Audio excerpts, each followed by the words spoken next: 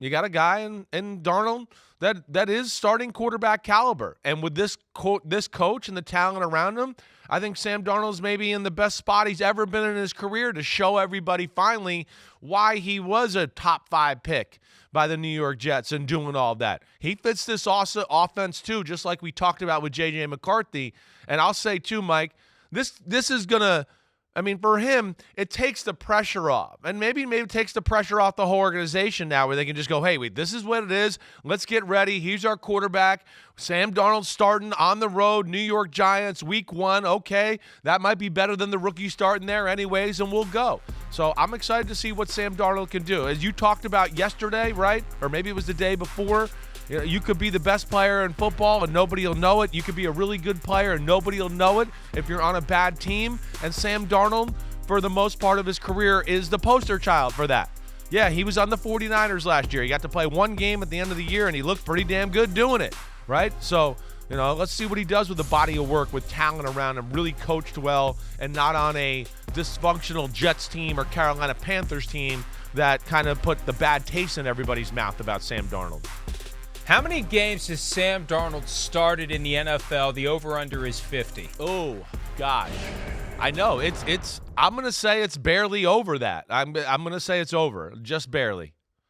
56 games started. For the guy who's still only 27 years old, who got thrust into the fray as a rookie with the Jets. Remember, they were holding the 6th pick that year, traded up with the Colts to number 3 to get Sam Darnold, and then we had 3 years of Sam Darnold with the New York Jets, and he was the full-time starter. 13 games started the first 2 years, 12 games started in his 3rd season, and then they moved on after that, trading him to the Carolina Panthers. But the Carolina Panthers were a hot mess also in that same time frame. That's right. We really didn't get to see anything out of him. He appeared in one game last year for the San Francisco 49ers. He was 28 for 46 for 297 yards, a couple of touchdowns and a pick, but that must have been a late season. It was the last game. They didn't play. Remember, against the Rams? It was Carson Wentz for Sam Darnold for that game there. But he did good things. He did. It wasn't perfect, right? They had O-linemen out. They took some of the running backs out, so he didn't have the advantage of that. But he's got a very quick release. He's got a pretty damn strong arm. Right? He's a good athlete. He's not necessarily going to maybe run for 25-yard gains, but he certainly can scramble up the middle for 5, 10, 15 yards. But where he's a really good athlete is moving around the pocket. He's got very good feet.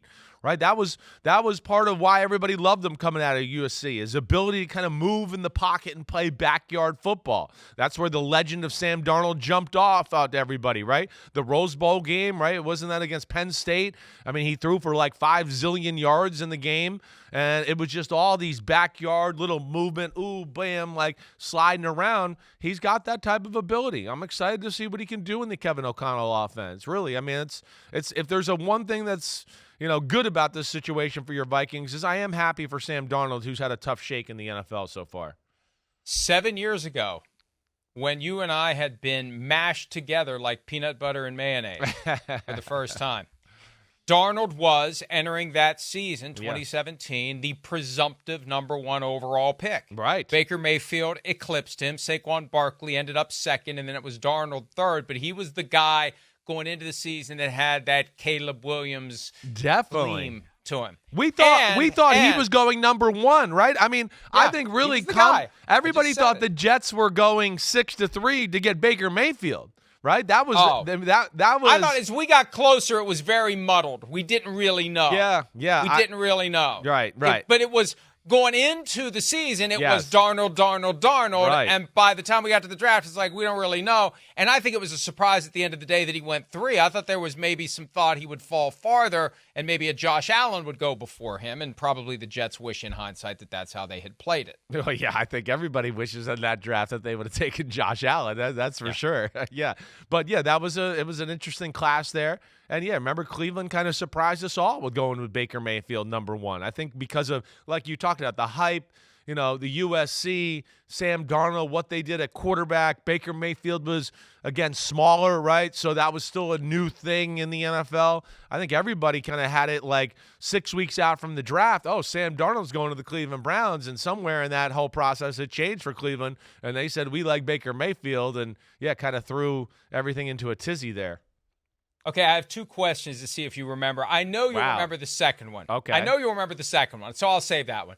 First question about Sam Darnold. Do you remember how you pronounced his name 7 years ago? Darno? He was French. He was French. Constantly. I know. Amor Fati. Yeah, I know. Sam Darnold. Darno. I was thinking of French. Constantly. It's like, where in the hell is he getting this from? This is the guy they hired to be my co-host? Are you freaking kidding me? Seriously. Darno. I don't even know what I did there. Like, first off, it's like it's like as easy as it gets. Darnold, right? I mean, gosh, I don't know. But I don't know where I got that from. And I remember, you making fun of me and a bunch of other people that I don't know. Don't try to make that sense. one was easier than I thought. I know this one's very easy. What's his grandpa's name? Oh, well, yeah, I'll never forget that. I mean, good old Dick Hammer? Nobody's going to forget that ever. The Marlboro Man. That's an amazing story that Sam Darnold's grandfather was the Marlboro Man at one point, and, of course, had that name to go along with it. And, of course, the first time I met Sam Darnold, what do you think I said to him? It was him and his mom, right? They were coming on my podcast, and you know me. I have no governor or brake pad there. And I just threw it out there, and he looked at me and he grinned like with this little crazy grin, like, "How'd you know that?" And we laughed about it. It was very funny. Yeah, he could. To go back to the way the show started, I mean, he could have a Marlboro commercial, although they don't do those anymore. Unfortunately for him, there are no more Marlboro men because of the various health consequences associated with smoking cigarettes. But regardless, it would have been a natural fit if it was still back in the days when you could turn on your TV and enjoy a Marlboro commercial or any other cigarette that you may choose at the time. Unfortunately, those days are over. I was thinking about that the other day, though. Here's a completely, not a 180 because it's relative to what we're saying. When I was growing up, everybody had a cigarette in their hands. Everywhere you went, the doctor had a cigarette. When you went to the doctor's office, when the doctor came to see you, the doctor had a cigarette. Everybody smoked cigarettes in the 70s. It's amazing they all lived. We had this conversation yesterday, actually, with my mom and my Aunt Wendy. We were talking about everybody's voice was raspy back then because everybody was smoking cigarettes all the time. You hear old things of, a grandpa or whatever. But you're right. It's amazing how popular and in vogue it was at that time. It was just like breathing, unfortunately. Yeah. It just was like part of everyone's routine. You were weird if you didn't smoke. You were different. You were what's wrong with you? Everybody's walking around with a freaking cigarette between their fingers. Well, I mean, gosh, if you're playing in the Super Bowl like Len Dawson and smoking a ciggy at halftime, everybody's doing it. Yeah, right. I mean, that's as good as it gets right there.